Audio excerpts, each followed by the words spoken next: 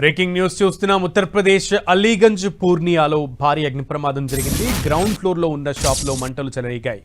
అదే భవనం first floor లో ఉన్నటువంటి ఒక కోచింగ్ సెంటర్ లో కూడా అగ్ని కీలలు వ్యాపించాయి. పలువురు విద్యార్థులు మంటల్లో చిక్కుకున్నారు. మంటలకు పలువురు విద్యార్థులు భవనంపై నుంచి కిందకు దూకేశారు.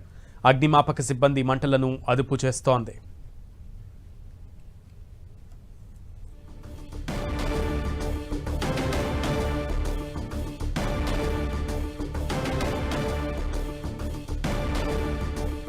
ఉత్తరప్రదేశ్ అలీగంజ్ పూర్నియాలో భారీ అగ్ని ప్రమాదం జరిగింది. గ్రౌండ్ ఫ్లోర్ లో ఉన్న షాప్ లో మంటలు చెలరేగాయి.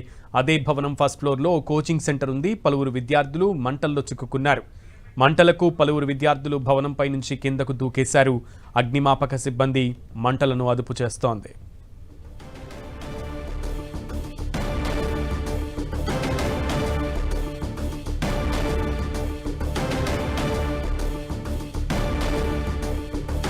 ఉత్తరప్రదేశ్ అలీగంజ్ లో చోటు చేసుకున్న అగ్ని ప్రమాదానికి సంబంధించి మరింత సమాచారం మా ప్రతినిధి గోపి అందిస్తారు. గోపి, పైనుంచి విద్యార్థులు కోచింగ్ సెంటర్ నుంచి కిందకు దూకేసినట్లుగా తెలుస్తోంది. వారి పరిస్థితి ఎలా ఉంది? ఉత్తరప్రదేశ్ లోని లఖన్పూర్ లోని అలీగంజ్ ప్రాంతంలో ఉన్న మూడంతస్తుల భవనంలో కింది భాగంలో తొలుత మంటలు చెలరేగాయి. ఆ తర్వాత పై అంతస్తులో ఉన్న కోచింగ్ సెంటర్ కు కూడా మంటలు అంటుకోవడంతో ఆ భవనం అంతా కూడా పూర్తిగా మంటల్లో చిక్కుకుపోయింది. అయితే ఆ ప్రాంతం అంతా దట్టమైన పొగలు అలుముకున్నాయి. ప్రస్తుతానికి ప్రాణ నష్టానికి సంబంధించిన సమాచారం అయితే లేదు. అయితే అందులో ఉన్న విద్యార్థులు ఒకసారిగా ఈ మంటలను చుట్టుముట్టడంతో తన ప్రాణాలను రక్షించుకునేందుకు ఆ బిల్డింగ్ పై అంతస్తుల నుంచి కూడా కిందికి దూకడం జరిగింది. ఆ విజువల్స్ లో కూడా మనం చూడొచ్చు. ఆ కిందకి దూకుతున్న వ్యక్తికి సంబంధించిన విజువల్స్ చూడొచ్చు. అయితే అక్కడ కొంత వాళ్ళకు గాయాలు అవడంతో వాళ్ళను స్థానిక ఆసుపత్రికి అయితే తరలించినట్టుగా తెలుస్తుంది. ప్రస్తుతం ఫైర్ సిబ్బంది మంటల్ని ఆర్పే ప్రయత్నం చేస్తున్నారు. ప్రమాదానికి గల కారణాలపైన ఇంకా స్పష్టత రాలేదు. ప్రస్తుతం సహాయక చర్యలు అయితే కొనసాగుతున్నాయి. అయితే మూడంతస్తుల భవనంలో మరి కింది అంతస్తులోనే ఈ మంటలు చెలరేగడము, వెంటనే పైన అక్కడే ఒక లైబ్రరీ నిర్వహిస్తూ ఉండడంతో ఆ లైబ్రరీలో చదువుకునేందుకు విద్యార్థులు ఎక్కువగా అక్కడికి వచ్చినట్టుగా అయితే సమాచారం అందుతుంది. అయితే మంటలు పూర్తిగా అదుపులోకి వచ్చిన తర్వాతనే అందులో ఇంకా ఎవరైనా చిక్కుకున్నారా, ప్రాణ నష్టానికి సంబంధించిన అంశం, ఇతర వివరాలు అయితే తెలియాల్సింది. ప్రస్తుతం మాత్రం ఫైర్ సిబ్బంది యొక్క ఘటనా స్థలానికి చేరుకొని మంటలు నార్పే ప్రయత్నం అయితే చేస్తూ ఉన్నారు. పూర్తి స్థాయిలో బిల్డింగ్ అంతా కూడా దగ్ధమవుతున్న పరిస్థితి కనపడుతుంది. మరి ఈ ప్రస్తుతం ఆ కంప్యూటర్స్ సంబంధించిన ఒక విభాగం కూడా అందులో ఉన్నట్టుగా తెలుస్తుంది. ఒక షాప్ లో కంప్యూటర్స్ నిర్వహణ కూడా చేస్తున్నారు. అయితే షార్ట్ సర్క్యూట్ ప్రమాదానికి కారణమా లేదా ఇంకా ఏ కారణాలు ఏదైనా ఉన్న దానిపైన కూడా ఇంకా స్పష్టత రావాల్సింది. దాదాపు 40 నిమిషాల నుంచి మంటల్ని అయితే ఫైర్ సిబ్బంది అదుపులోకి తీసుకొచ్చే ప్రయత్నం చేస్తున్నారు. అక్కడ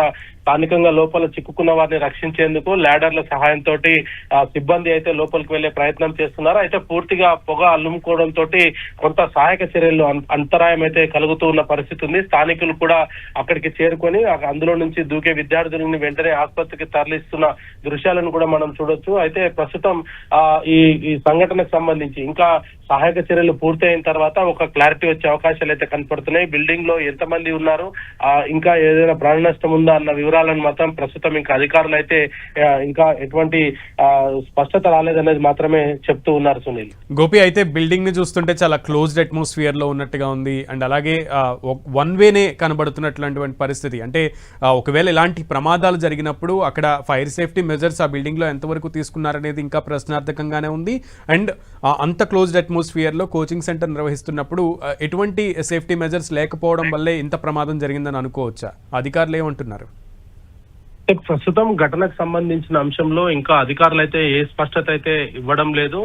కేవలం కిందంతస్తులో అంటుకున్న మంటలు ఒక్కసారిగా ఎగబాకడంతో ఆ బిల్డింగ్ అంతా కూడా దట్టమైన పొగ వ్యాపించడంతో అందులో ఉన్న విద్యార్థులు ఎవరైతే ఆ విద్యార్థులు ఉన్నారో అందులో నుంచి బిల్డింగ్ నుంచి పైకి దూకారో వాళ్ళ పరిస్థితి అయితే కొంత విషమంగా ఉన్నట్టుగా అయితే తెలుస్తుంది.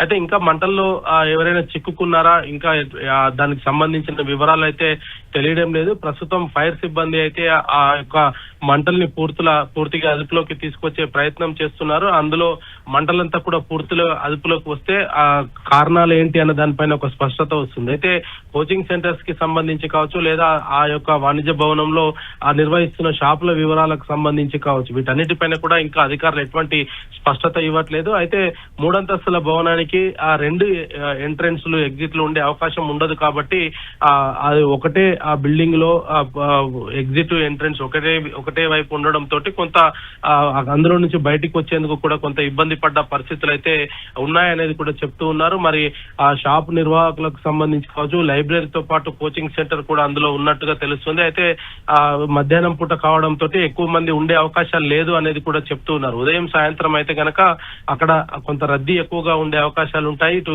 కోచింగ్స్ కు వచ్చే వాళ్ళు కావచ్చు, లేదా లైబ్రరీలో చదువుకునే విద్యార్థులకు సంబంధించి కూడా కొంత ఎక్కువ మంది వచ్చే అవకాశాలు ఉంటాయి. కానీ మధ్యాహ్నం సమయం కావడంతో అంత మంది ఉండకపోవచ్చు అనేది కూడా స్థానికులు చెప్తూ ఉన్నారు.